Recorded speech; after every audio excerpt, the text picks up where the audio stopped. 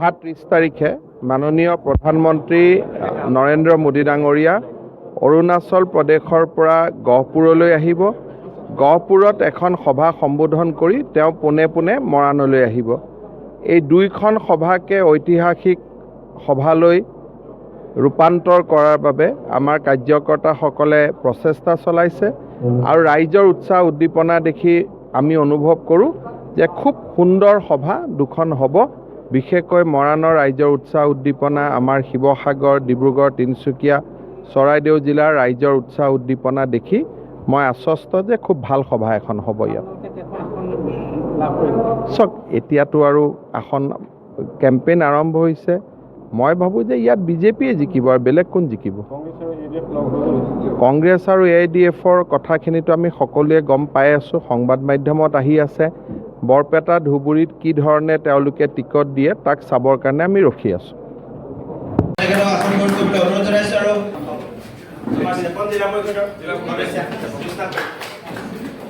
ভাৰতীয় জনতা পাৰ্টীৰ অসম প্ৰদেশৰ লোকসভাত চমু কাৰ্যকৰ্তাসকলক অতি সংক্ষেপে লগ পোৱালৈ ৰাতিপুৱা ওলাই আহিছিলোঁ। গহপুৰত প্ৰধানমন্ত্ৰী মোদী ডাঙৰীয়া 30 তাৰিখে আহিব। একেদিনাই মোদী ডাঙৰীয়া আহিব। আপোনালোকৰ লগত লগ পাই সভাখনৰ আয়োজনৰ বিষয়ে আমি দুআষাৰ পাতিলোঁ।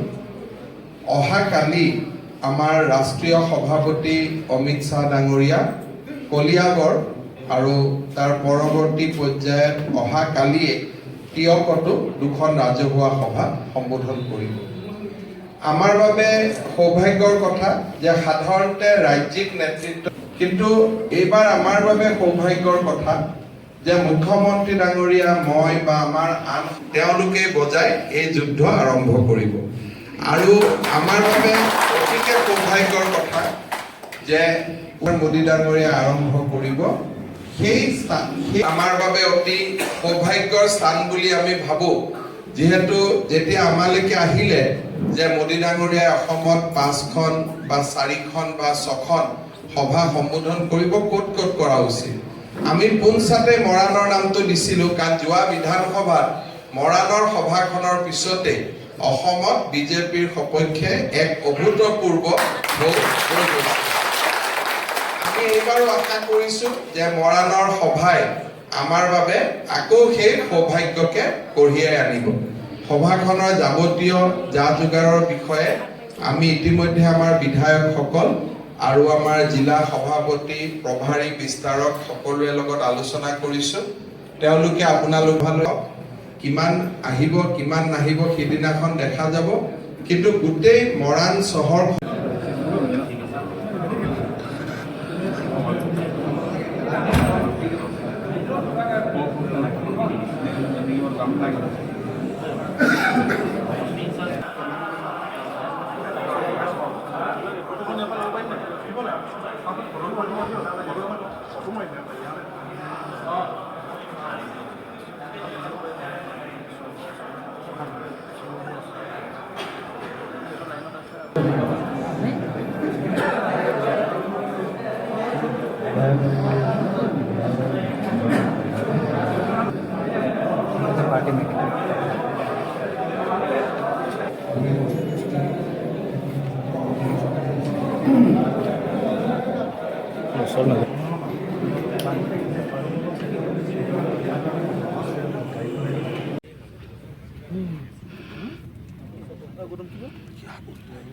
দীপক, তুমি মৃদুলদালৈ ফোন দিয়া, মাতি আনা আকৌ মৃদুলক মাতি দিয়া।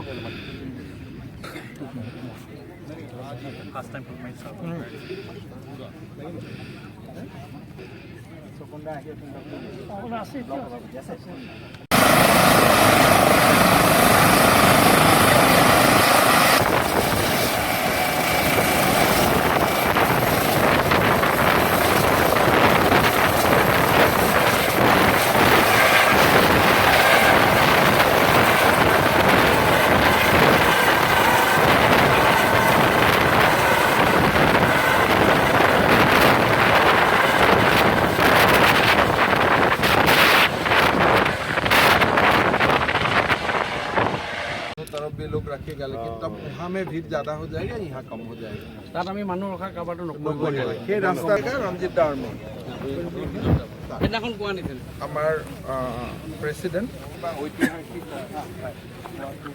যেনেকৈ তৰংগে পানী সৈতে বেছি আমাৰ কৰাই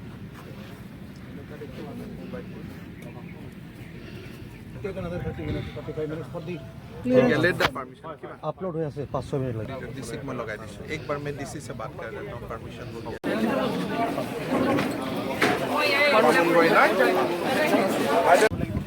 जेसीबी मारा पांगिंग আছে কৰি দিব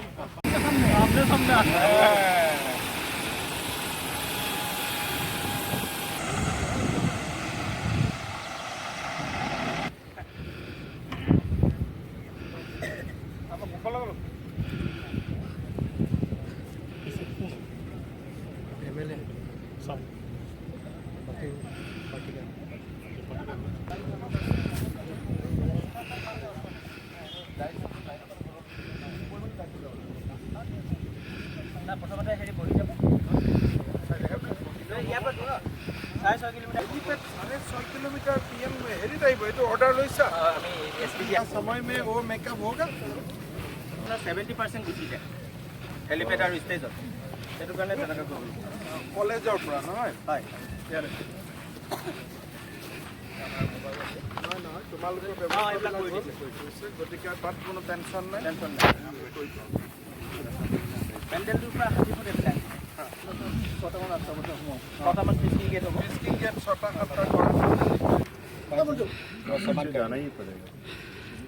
এইটো যাবই লাগিব আৰু 6.5 কিলোমিটাৰ কমেও 10,000 মান আহিব 3টা হেলিপেড বনাওঁতে আচ্ছা পিএমও এগ্ৰি কৰিছে